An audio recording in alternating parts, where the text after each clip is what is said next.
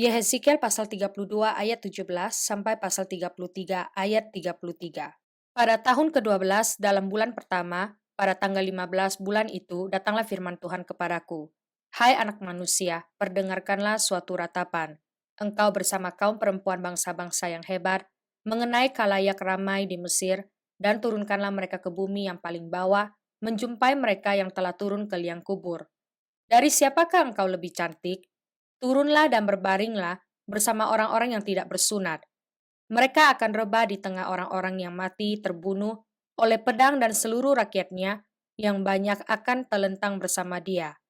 Orang-orang berkuasa yang gagah perkasa beserta pembantu-pembantunya akan berbicara mengenai dia dari tengah dunia orang mati. Mereka telah turun dan telentang. Orang-orang yang tidak bersunat itu yang mati terbunuh oleh pedang. Di situ, Asyur dengan semua sekutunya, sekelilingnya terdapat kuburnya. Mereka semuanya mati terbunuh, rebah oleh pedang. Kuburnya ditentukan pada bagian yang terdalam dari liang dan kumpulan pengikutnya terdapat sekeliling kuburnya. Mereka semuanya mati terbunuh, rebah oleh pedang, yaitu yang menimbulkan ketakutan di dunia orang-orang hidup. Di situ Elam dan sekeliling kuburnya seluruh rakyatnya yang banyak, mereka semuanya mati terbunuh, rebah oleh pedang, yaitu yang tanpa disunat turun ke bumi yang paling bawah, yang dari pihaknya menimbulkan ketakutan di dunia orang-orang hidup. Mereka menanggung nodanya bersama orang-orang yang turun ke liang kubur. Di tengah orang-orang yang mati terbunuh, disediakan tempat tidur baginya dengan seluruh rakyatnya yang banyak sekeliling kuburnya.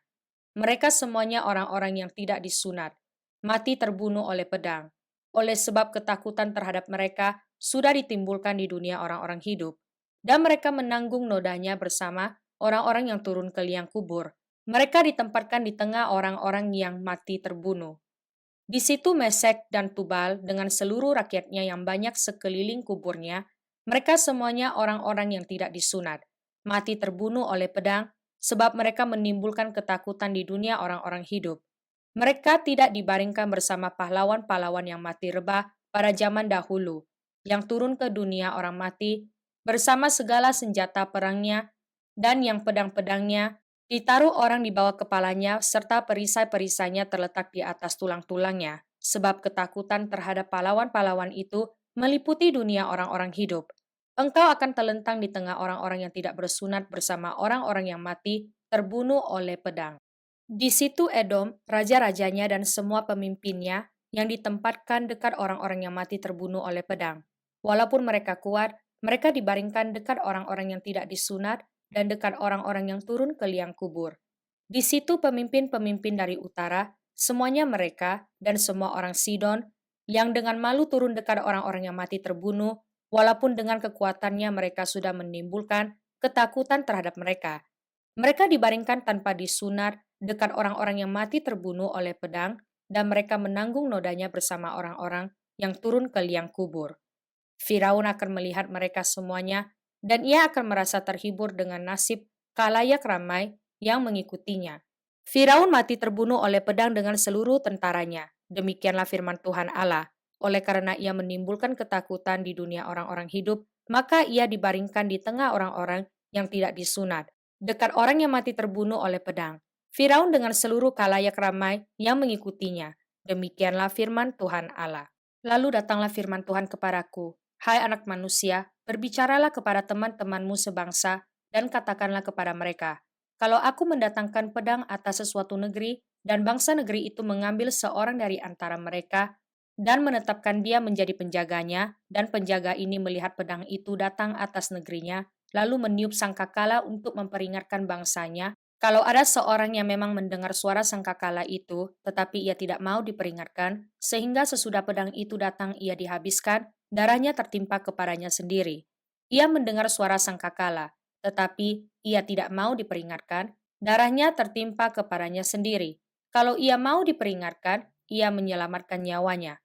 Sebaliknya penjaga yang melihat pedang itu datang, tetapi tidak meniup sangkakala dan bangsanya tidak mendapat peringatan. Sehingga sesudah pedang itu datang, seorang dari antara mereka dihabiskan. Orang itu dihabiskan dalam kesalahannya. Tetapi aku akan menuntut pertanggungan jawab atas nyawanya dari penjaga itu. Dan engkau anak manusia, Aku menetapkan engkau menjadi penjaga bagi kaum Israel. Bila mana engkau mendengar sesuatu firman daripadaku, peringatkanlah mereka demi namaku. Kalau aku berfirman kepada orang jahat, hai orang jahat, engkau pasti mati. Dan engkau tidak berkata apa-apa untuk memperingatkan orang jahat itu supaya bertobat dari hidupnya, orang jahat itu akan mati dalam kesalahannya. Tetapi aku akan menuntut pertanggungan jawab atas nyawanya daripadamu. Tetapi jikalau engkau memperingatkan orang jahat itu supaya ia bertobat dari hidupnya, tetapi ia tidak mau bertobat, ia akan mati dalam kesalahannya, tetapi engkau telah menyelamatkan nyawamu. Dan engkau anak manusia, katakanlah kepada kaum Israel, kamu berkata begini, pelanggaran kami dan dosa kami sudah tertanggung atas kami, dan karena itu kami hancur. Bagaimanakah kami dapat tetap hidup? Katakanlah kepada mereka, demi aku yang hidup, demikianlah firman Tuhan Allah, aku tidak berkenan kepada kematian orang fasik, melainkan aku berkenan kepada pertobatan orang fasik itu dari kelakuannya supaya ia hidup. Bertobatlah, bertobatlah dari hidupmu yang jahat itu. Mengapakah kamu akan mati, hai kaum Israel? Dan engkau anak manusia, katakanlah kepada teman-temanmu sebangsa, kebenaran orang benar tidak menyelamatkan dia. Pada waktu ia jatuh dalam pelanggaran dan kejahatan orang jahat, tidak menyebabkan dia tersandung. Pada waktu ia bertobat dari kejahatannya, dan orang benar tidak dapat hidup karena kebenarannya pada waktu ia berbuat dosa. Kalau aku berfirman kepada orang benar, engkau pasti hidup, tetapi ia mengandalkan kebenarannya dan ia berbuat curang, segala perbuatan-perbuatan kebenarannya tidak akan diperhitungkan, dan ia harus mati dalam kecurangan yang diperbuatnya. Kalau aku berfirman kepada orang jahat, engkau pasti mati, tetapi ia bertobat dari dosanya serta melakukan keadilan dan kebenaran. Orang jahat itu mengembalikan gadaian orang. Ia membayar ganti rampasnya, menuruti peraturan-peraturan yang memberi hidup, sehingga tidak berbuat curang lagi. Ia pasti hidup. Ia tidak akan mati. Semua dosa yang diperbuatnya tidak akan diingat-ingat lagi. Ia sudah melakukan keadilan dan kebenaran, maka ia pasti hidup. Tetapi teman-temanmu sebangsa berkata, tindakan Tuhan tidak tepat, padahal tindakan mereka yang tidak tepat. Jikalau orang benar berbalik dari kebenarannya dan melakukan kecurangan, ia harus mati karena itu. Sebaliknya, kalau orang fasik bertobat dari kefasikannya dan ia melakukan keadilan dan kebenaran, ia pasti hidup karena itu. Tetapi kamu berkata, tindakan Tuhan tidak tepat. Aku akan menghakimi kamu, masing-masing menurut kelakuannya, hai kaum Israel. Pada tahun ke-11 sesudah pembuangan kami, dalam bulan yang ke-10, pada tanggal 5 bulan itu, datanglah kepadaku seorang yang terluput dari Yerusalem dan berkata, kota itu sudah ditaklukkan. Maka kekuasaan Tuhan meliputi aku pada malam sebelum kedatangan orang yang terluput itu. Dan Tuhan membuka mulutku pada saat menjelang kedatangan orang yang terluput itu pada pagi hari. Mulutku sudah terbuka, dan aku tidak bisu lagi. Lalu datanglah firman Tuhan kepadaku, hai anak manusia, orang-orang yang tinggal pada reruntuhan ini, yaitu yang di tanah Israel, berkata begini, Abraham adalah seorang diri, tatkala ia mendapat tanah ini menjadi miliknya. Tetapi kita banyak, tentu tanah ini diberikan kepada kita menjadi milik. Oleh karena itu katakanlah kepada mereka, beginilah firman Tuhan Allah, kamu makan daging dengan darahnya, kamu melihat juga kepada berhala-berhalamu, dan kamu menumpahkan darah. Apakah kamu akan tetap memiliki tanah ini? Kamu bersandar pada pedangmu. Kamu melakukan kekejian dan masing-masing mencemari istri sesamanya. Apakah kamu akan tetap memiliki tanah ini? Katakanlah begini kepada mereka. Beginilah firman Tuhan Allah. Demi aku yang hidup, orang-orang yang tinggal pada reruntuhan akan mati reba oleh pedang. Dan orang-orang yang di padang akan kuberikan kepada binatang liar, menjadi makanannya, dan orang-orang yang di dalam kubu dan gua akan mati kena sampar. Tanah ini akan kubuat musnah dan sunyi sepi, dan kecongkakannya yang ditimbulkan kekuatannya akan berakhir, gunung-gunung Israel akan menjadi sunyi sepi sehingga tidak seorang pun berani melintasinya. Dan mereka akan mengetahui bahwa akulah Tuhan, pada saat aku membuat tanah ini musnah dan sunyi sepi, oleh karena semua perbuatan-perbuatan mereka yang keji yang mereka lakukan. Dan engkau anak manusia, teman-temanmu sebangsa bercakap-cakap mengenai engkau dekat tembok-tembok dan di pintu rumah-rumah dan berkata satu sama lain, masing-masing kepada temannya, silakan datang dan dengar apa yang difirmankan oleh Tuhan. Dan mereka datang kepadamu seperti rakyat berkerumun dan duduk di hadapanmu sebagai umatku. Mereka mendengar apa yang kau ucapkan. tetapi mereka tidak melakukannya. Mulutnya penuh dengan kata-kata cinta kasih, tetapi hati mereka mengejar keuntungan yang haram. Sungguh, engkau bagi mereka seperti seorang yang melakukan syair cinta kasih dengan suara yang merdu dan yang pandai main kecapi. Mereka mendengar apa yang kau ucapkan, tetapi mereka sama sekali tidak melakukannya. Kalau hal itu datang, dan sungguh akan datang, mereka akan mengetahui bahwa seorang nabi ada di tengah-tengah mereka. Mazmur pasal 132 ayat 13 sampai ayat 18.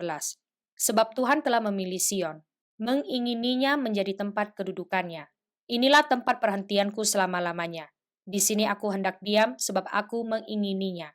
Perbekalannya akan kuberkati dengan limpahnya, orang-orangnya yang miskin akan kukenyangkan dengan roti. Imam-imamnya akan kukenakan pakaian keselamatan, dan orang-orangnya yang saleh akan bersorak-sorai dengan girang. Di sanalah aku akan menumbuhkan sebuah tanduk bagi Daud. Aku akan menyediakan sebuah pelita bagi orang yang kuurapi. Musuh-musuhnya akan kukenakan pakaian penuh malu, tetapi di atas kepalanya akan bersemarak mahkotanya. Amsal pasal 28 ayat 23 sampai ayat 25. Siapa menegur orang akan kemudian lebih disayangi daripada orang yang menjilat.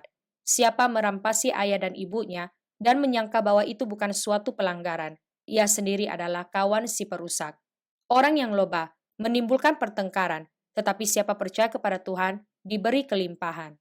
1 Petrus pasal 3 ayat 13 sampai pasal 4 ayat 11. Dan siapakah yang akan berbuat jahat terhadap kamu jika kamu rajin berbuat baik? Tetapi sekalipun kamu harus menderita juga karena kebenaran, kamu akan berbahagia. Sebab itu janganlah kamu takuti apa yang mereka takuti, dan janganlah gentar. Tetapi kuduskanlah Kristus di dalam hatimu sebagai Tuhan. Dan siap sedialah pada segala waktu untuk memberi pertanggungan jawab kepada tiap-tiap orang yang meminta pertanggungan jawab dari kamu tentang pengharapan yang ada padamu. Tetapi haruslah dengan lemah lembut dan hormat, dan dengan hati nurani yang murni, supaya mereka yang memfitnah kamu karena hidupmu yang saleh dalam Kristus menjadi malu karena fitnahan mereka itu. Sebab lebih baik menderita karena berbuat baik, jika hal itu dikehendaki Allah, daripada menderita karena berbuat jahat. Sebab juga Kristus telah mati sekali untuk segala dosa kita. Ia yang benar untuk orang-orang yang tidak benar, supaya ia membawa kita kepada Allah. Ia yang telah dibunuh dalam keadaannya sebagai manusia, tetapi yang telah dibangkitkan menurut roh, dan di dalam roh itu juga ia pergi memberitakan Injil kepada roh-roh yang di dalam penjara, yaitu kepada roh-roh mereka yang dahulu pada waktu Nuh tidak taat kepada Allah. Ketika Allah tetap menanti dengan sabar waktu Nuh sedang mempersiapkan baterainya, di mana hanya sedikit, yaitu 8 orang, yang diselamatkan oleh air bah itu. Juga kamu sekarang diselamatkan oleh kiasannya, yaitu baptisan. Maksudnya bukan untuk membersihkan kenajisan jasmani, melainkan untuk memohonkan hati nurani yang baik kepada Allah. Oleh kebangkitan Yesus Kristus, yang duduk di sebelah kanan Allah setelah ia naik ke sorga sesudah segala malaikat, kuasa dan kekuatan ditaklukkan kepadanya. Jadi, karena Kristus telah menderita penderitaan badani, kamu pun harus juga mempersenjatai dirimu dengan pikiran yang demikian. Karena barang siapa telah menderita penderitaan badani, ia telah berhenti berbuat dosa, supaya waktu yang sisa jangan kamu pergunakan menurut keinginan manusia, tetapi menurut kehendak Allah. Sebab telah cukup banyak waktu kamu pergunakan untuk melakukan kehendak orang-orang yang tidak mengenal Allah. Kamu telah hidup dalam rupa-rupa hawa nafsu, keinginan, kemabukan, pesta pora, perjamuan minum, dan penyembahan berhala yang terlarang. Sebab itu mereka heran bahwa kamu tidak turut mencemplungkan diri bersama-sama mereka di dalam kubangan ketidaksenonohan yang sama, dan mereka memfitnah kamu. Tetapi mereka harus memberi pertanggungan jawab kepada Dia yang telah siap sedia menghakimi orang yang hidup dan yang mati. Itulah sebabnya maka Injil telah diberitakan juga kepada orang-orang mati, supaya mereka, sama seperti semua manusia, dihakimi secara badani, tetapi oleh roh dapat hidup menurut kehendak Allah. Kesudahan segala sesuatu sudah dekat. Karena itu, kuasailah dirimu dan jadilah tenang, supaya kamu dapat berdoa. Tetapi yang terutama, kasihilah sungguh-sungguh seorang akan yang lain, sebab kasih menutupi banyak sekali dosa. Berilah tumpangan seorang akan yang lain dengan tidak bersungut-sungut. Layanilah seorang akan yang lain, sesuai dengan karunia yang telah diperoleh tiap-tiap orang, sebagai pengurus yang baik dari kasih karunia Allah.